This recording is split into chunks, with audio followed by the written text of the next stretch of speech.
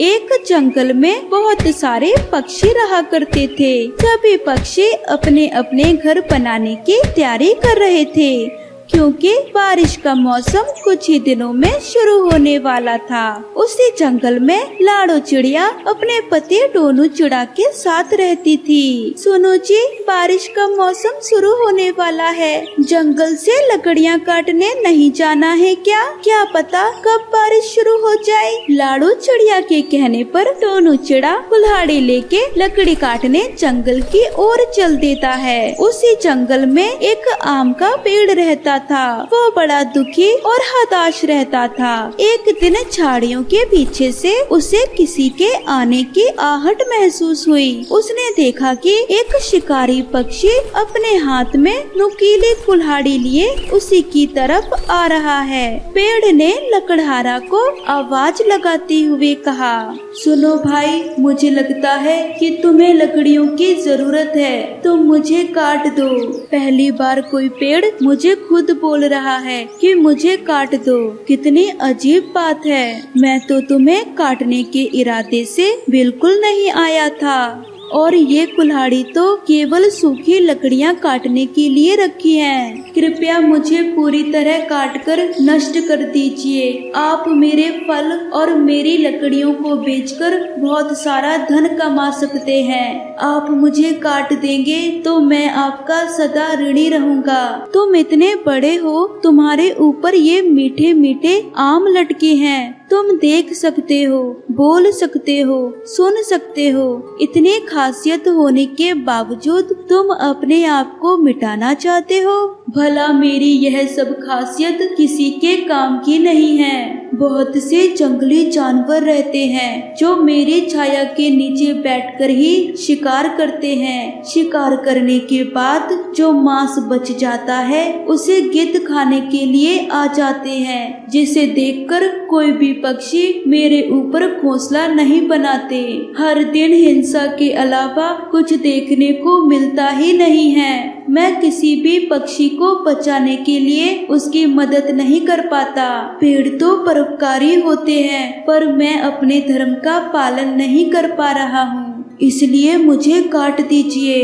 पेड़ की बात सुनकर लकड़हारा बोलता है, अगर तुम्हारी यही इच्छा है तो मैं तुम्हें काट देता हूँ। लकड़हारा लकड़ी और फलों के लालच में पेड़ को काट देता है और वो लकड़ियों और फलों को बेच देता है, जिससे उसके पास बहुत सारा धन आ जाता है। पर जब वो अपनी पत्नी लाडो को पूरी बात बताता है, उसकी पत्नी उसे कहती है, आप तो सूखी लकड़ी काटने गए थे, पर एक परोपकारी पेड़ की मदद करने के बजाय उसे काट दिया। मैं इस धन को हाथ भी नहीं लगाऊंगी। यह पाप से कमाया हुआ धन है। तुमने मेरी आंखें खोल दी। यह तो मुझसे सचमुच बहुत बड़ा पाप हो गया। धन के लालच ने मेरी आंखों पर पट्टी बांध दी थी।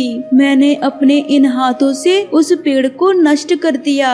लकड़हारा और उसकी पत्नी अब आत्मज्ञानी में डूब चुके थे। वे अपने आप को दोषी समझ रहे थे।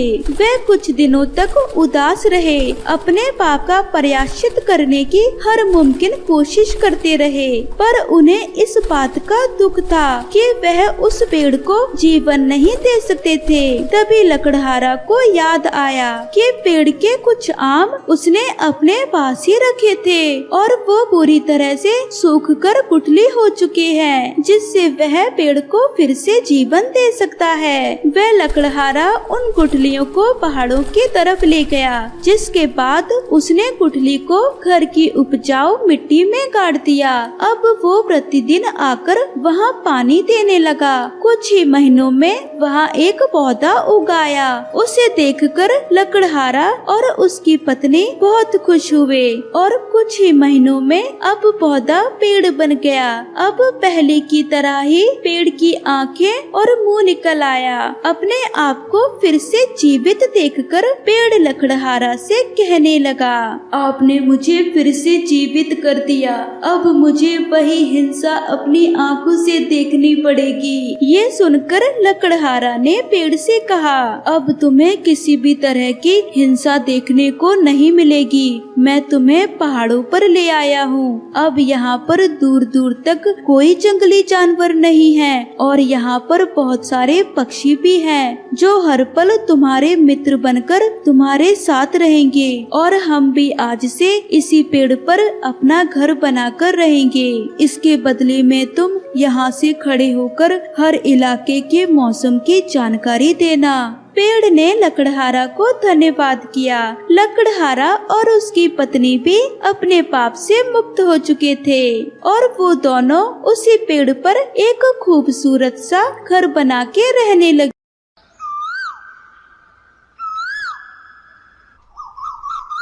हिमालय के जंगल में टोनू चिड़ा अपनी पत्नी लाडू चिड़िया के साथ रहा करता था।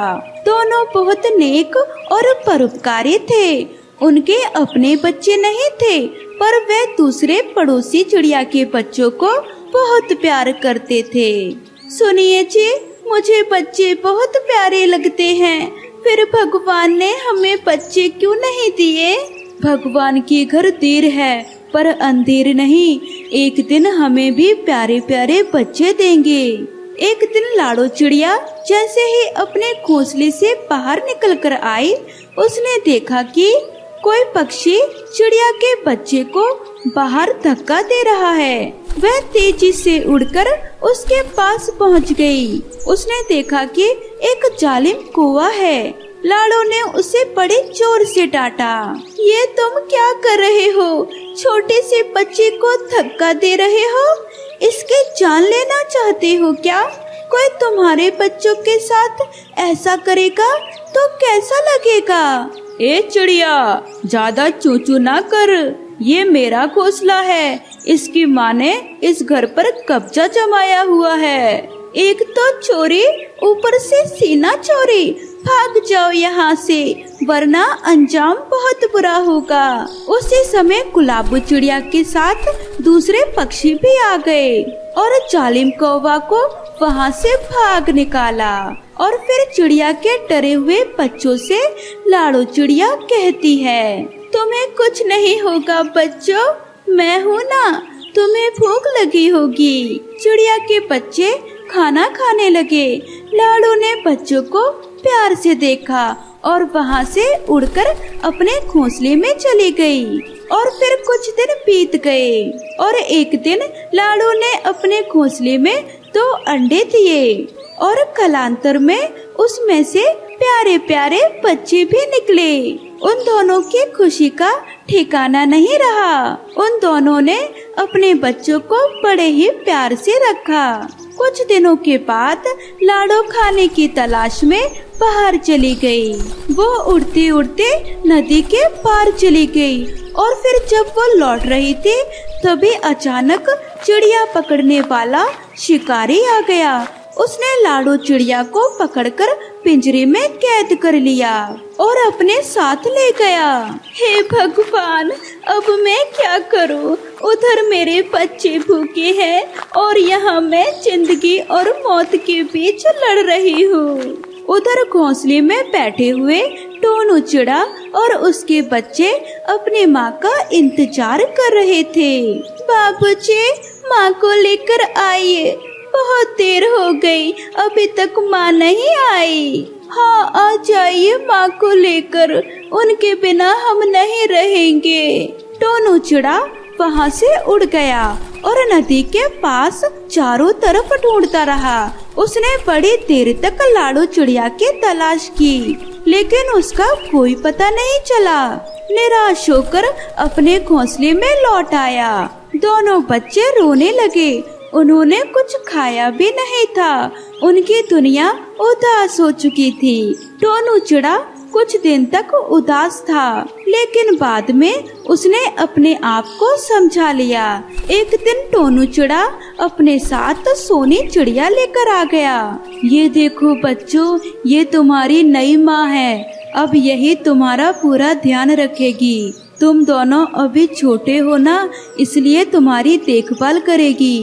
बाबूजी, ये हमारा पूरा ख्याल रखेगी, हमें मारेगी तो नहीं? नहीं नहीं बच्चों, मैं तुम्हें तुम्हारी माँ का प्यार दूंगी, तुम्हारा पूरा ख्याल रखूंगी। पहले दिन तो साधारण ढंग रहा, लेकिन उसके बाद उसने अपना असली रंग दिखाना शुरू कर दिया। एक दिन सवेरे सवेरे सोनी चिड़िया ने दोनों बच्चों की शिकायत टोनू चिड़ा से कर दी। ये दोनों बहुत ही शरारती हैं, दिन में भी शोर मचाकर परेशान करते हैं, मेरे कोई बात नहीं सुनते। देखो, तुम लोग अपनी माँ को परेशान कर रहे हो, ये ठीक नहीं है। अगर अब परेशान करोगे तो बहुत बड़ी सजा दूंगा, यहाँ से भगा दूंगा। टोना चिड़ा के जाने के बाद सोनी चिड़िया दोनों बच्चों को मारने लगी। बच्चे चुपचाप सहन करते रहे। कुछ देर के बाद एक बच्चा बोल दिया, अब कैसी माँ हो, हमारी लाडो माँ नहीं मारती थी और हमारी गलतियों को माफ कर देती थी। तुम दोनों को अपनी माँ की बहुत याद आ रही है ना? हाँ, बहुत याद आ रही है। तो ठीक है, तुम दोनों को तुम्हारी माँ के पास ही पहुँचा देती हूँ। वहाँ तुम्हारी माँ तुम्हें प्यार करेगी, इसके लिए तुम्हें मरना पड़ेगा। तभी उतने में एक आवाज आई, मेरे चीते जी, मेरे बच्चों का कोई बाल भी बांका नहीं कर पाएगा। बच्चों ने पीछे मुड़कर देखा तो खुशी से उछल पड़े। पीछे उनकी लाडो माँ डाल पर बैठी थी। मेरी माँ आ गई। मेरी माँ, तुम इतने दिनों तक कहाँ थी?